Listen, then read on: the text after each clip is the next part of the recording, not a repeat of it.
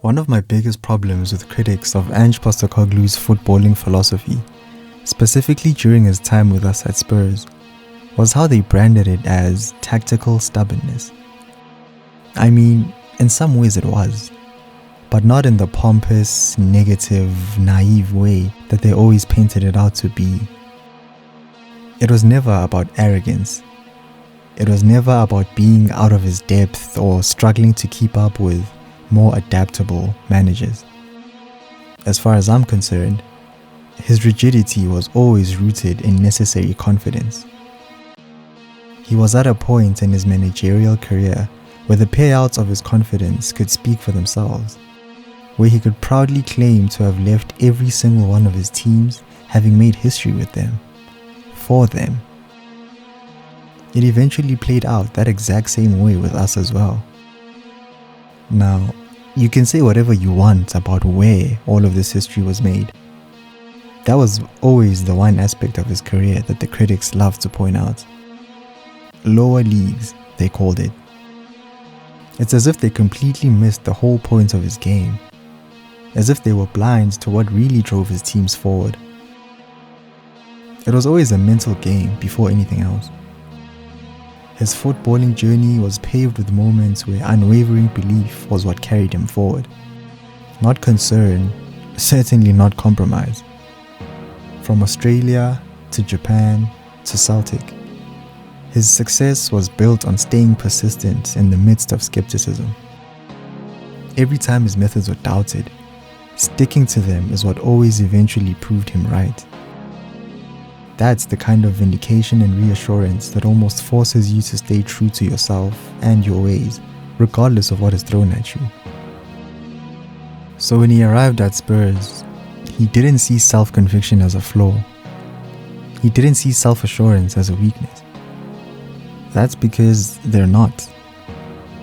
He saw them as a principle, as the core of who he is and what he wants his football to be. His system, his structure, his demand for bravery on the ball.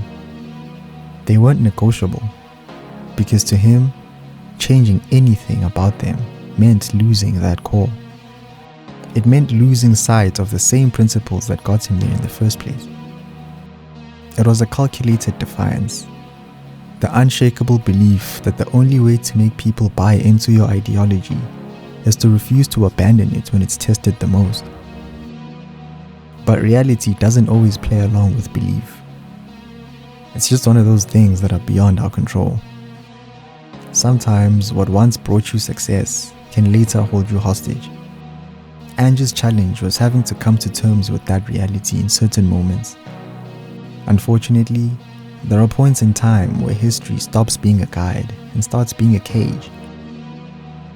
Like Ange, we all carry a kind of tactical stubbornness within our own lives. The parts of ourselves that we refuse to compromise because they once helped us survive. The parts that we're not willing to let go of because they once helped us find some kind of success. We build entire identities around what worked for us in the past.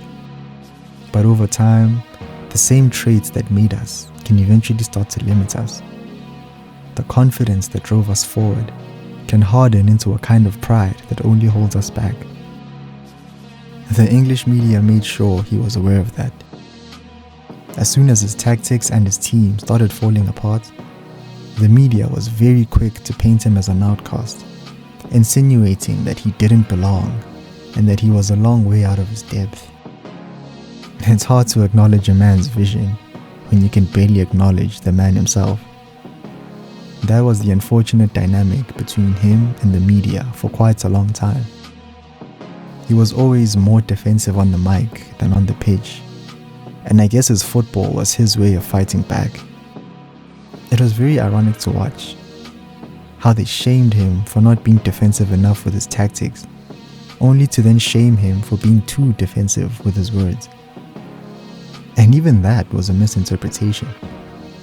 They labeled him as self-defensive when the truth was that his words were always fighting words. They were always an attack, whether they were directed at a journalist or at a narrative. Ange always defended himself by attacking constantly and shamelessly. And that was exactly what he wanted his football to be as well. Through him, I was able to see that being yourself can be both the source of strength and the seed of struggle. Being yourself is the purest act of courage, but it's also the most complicated thing to try and live up to. Maybe that's exactly why it is so courageous. It sounds simple. Be who you are. But what happens when who you are isn't enough to meet the moment? His identity as a coach is rooted in authenticity. He refuses to compromise his personal footballing philosophy, even when results are forcing him to. It's a level of assurance and determination that gives the team a clear sense of purpose and identity. It helps the players know what they stand for, and helps us fans know what we're in support of. But there are moments when staying loyal to your principles means suffering longer than you need to. I think it's about knowing when to stay rooted in who you are and knowing when to grow beyond what's comfortable.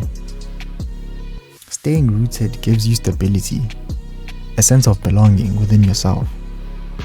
But growth demands that you loosen those roots and that you risk dealing with the uncertainty that comes with it. You need to let parts of your identity die so that new parts can emerge. Better parts. For a very long time, Ange saw adaptation as a betrayal to his identity rather than an evolution to it. And sometimes he was right. Sometimes the greatest strength is holding your ground when life is just screaming at you to change. But other times, it's being able to recognize that resisting change will only set you back further. And that's where the wisdom lies, in knowing which moments call for which response. It's through that wisdom that Ange was able to win the Europa League. He was wise enough to surrender his beloved philosophy and recognize that some moments just called for a no-nonsense, back five, low block. For a club like Tottenham, silverware was always going to be brought back by a man like Ange Postecoglou. The black sheep, the dark horse, someone brave enough to lay it all on the line week after week, and delusional enough to stay persistent with his vision until the players understood it too, not only on the pitch, but in their souls as well. Silverware was always going to be brought back to us by a footballing rebel, someone that matched and embraced the front-footed brand of football that Tottenham has grown to be defined by. And as fitting of a fairy tale as it wasn't without its struggles. In many ways, Ange's run at Spurs was almost a masterclass on how to overcome self-inflicted struggles. His bold style of football was always going to test both the squad and himself, especially at Premier League level. The high line, the relentless pressing, the intense tracking back. It was a style of football that created just as many problems as it solved. But I think that was kind of the point. Ange never really shied away from the challenges that his vision presented. He invited them. The injuries, the fatigue, the inconsistent squad rotation. To critics, these were all byproducts of failure waiting to happen. But to the believers, and especially to the team itself, they were proof of a deep commitment to the cause. Even as key players dropped out, the principles remained exactly the same. Mickey van der Ven level recovery runs were still expected from Ben Davies and even from Archie Gray when teams looked to catch us on the counter. It's actually a really interesting allegory for life itself. A process of adapting to the challenges we bring upon ourselves. The difficult moments aren't always signs that we've done something wrong. Sometimes they're proof that we're pushing towards something bigger. Like Ange's Spurs, we all carry our own version of that high line. The risks we take because we believe in a way of living and a way of being that demands courage. And when the consequences arrive, the fatigue, the setbacks, the disappointments, they're not necessarily punishments, but opportunities for learning endurance. Growth isn't about avoiding those self-made storms. It's about figuring out the best ways to move within them. About keeping the shape even when the game turns chaotic. If we can learn, adapt, and still believe in what we set out to do, then maybe that's how we become something greater than what our comfort zone would have allowed. What Ange brought wasn't just a new style, but a new mindset. That progress isn't about avoiding hardship. It's about learning to endure the consequences of your own ambition. And believe it or not, ambition has consequences. It's a mindset that seemed to basically hypnotize the squad. The further they went into the Europa League competition against the odds, the more the players expressed a strong conviction and desire to be the group that finally wins silverware. The conviction that Ange drilled into them became a kind of shared delusion. Not because it was false, not because it was impossible, but because it had to be true to them in order to be true to the rest of the world, regardless of the circumstances. It's a powerful concept, believing the delusion, because it sits right on that thin, dangerous line between hope and self-deception. For a club as burdened by history and haunted by near misses as Tottenham Hotspur, that belief wasn't naive, it was essential. The players had to convince themselves that they were the group that could finally rewrite the story, even when things were starting to fall apart. It's that collective defiance that drove them through the doubts, the mockery. They gave themselves no other choice but to turn the weight of expectation into a source of motivation. The players bought into something that didn't yet exist, but that they knew could exist if they all worked their hardest for it. More running, more injury, all for the sake of a reality they were trying to build. Even at their lowest moments, after horrendous performances, they all stuck together. Ange willingly took responsibility even for performances where the players were the ones very obviously at fault, because it meant that much to keep them grounded and united in their pursuit of something so sensational. It's a beautiful kind of madness, the faith required to make belief the foundation of change. To believe something before it's reasonable to do so is to declare war on your own limitations. It's delusional until it works, and when it finally does, the delusion becomes truth. So maybe the lesson is to give yourself permission to believe in the impossible long enough for it to take shape, because whether it's a football team chasing history or a person chasing wholeness, everything worth chasing starts out as a goal that sounds too good to ever be true. Faith is irrational by design. It demands that we leap before the bridge is even built. In football and in life, you have to believe the delusion before it becomes the truth. That's where the transformation begins. That was the roots of Ange's ideology. Ange Ball wasn't just a system, it was a statement. The message was simple.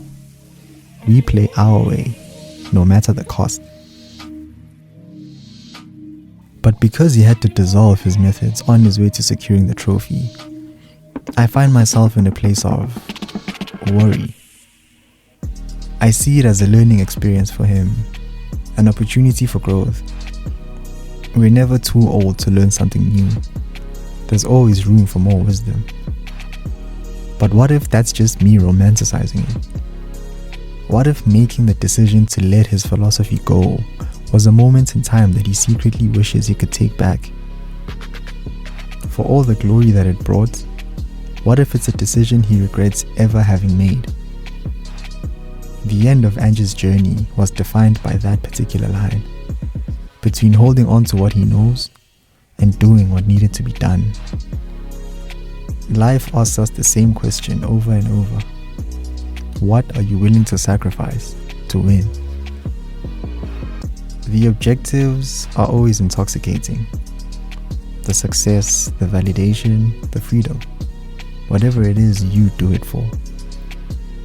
But its pursuit often demands pieces of ourselves. The methods that once brought you success can convince you they always will. the stories that shaped you, can quietly become the walls that now hold you in. So maybe the truest form of success is alignment. When what you achieve and who you are coexist in harmony.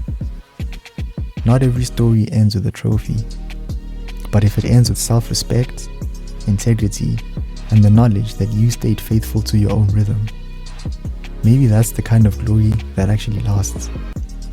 Maybe that's the kind of glory Ange would have opted for last season if he had a choice. Sometimes the goal is not just to win, but to win your way. And if you fail doing so, at least you fail as yourself. Honest, unbent, genuinely satisfied with how far you've managed to come. In a world obsessed with outcomes, there's something sacred about having the courage to play the game your way, even if it means risking a positive outcome. Self-expression isn't always smooth. It can get messy, unnecessary, sometimes painful. But it's also the thing that keeps your victories meaningful. Because for some, a win achieved at the cost of your identity is more of a trade than a win. It's like selling out and then being proud of yourself for doing so. The world might applaud it, but you will feel the weight of what you had to give up to get there. The world tends to reward the statistics, but real meaning lives in the intangible. Maybe a victory that costs you your soul isn't a victory at all. It's just a receipt. There's no way of knowing if that really is how Ange feels. But one thing I do know for sure though, one thing I'm absolutely certain about, is that Ange Postecoglou is a serial winner. What that means is that he's the kind of man to stop at nothing to get the win, even if it means surrendering his methods. In the mind of a winner like him, sentimentality usually takes a back seat to the goal at hand.